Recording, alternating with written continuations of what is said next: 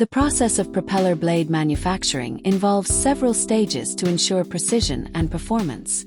A propeller is designed to be ultra-efficient. The blades have to have the correct shape. They are designed for a balance of speed and maximum fuel efficiency. It begins with pattern manufacturing, creating an EPS template based on the desired blade shape. This pattern is then used in the molding stage, where a sand mold is formed around the pattern. Once the mold is ready, the casting process takes place, with molten metal being poured into the mold.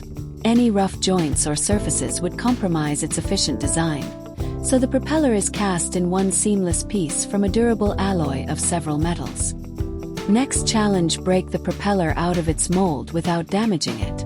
It takes 5 days for the molten alloy to cool from 982 degrees Celsius to a solid lump.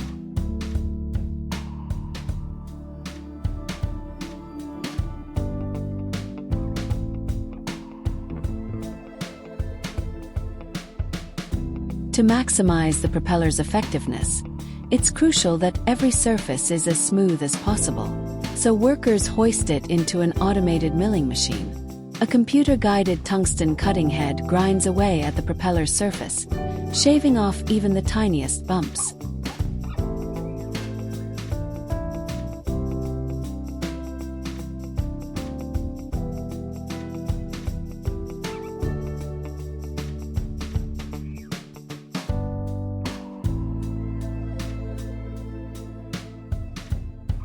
It takes another 15 days to buff the propeller into its finished state.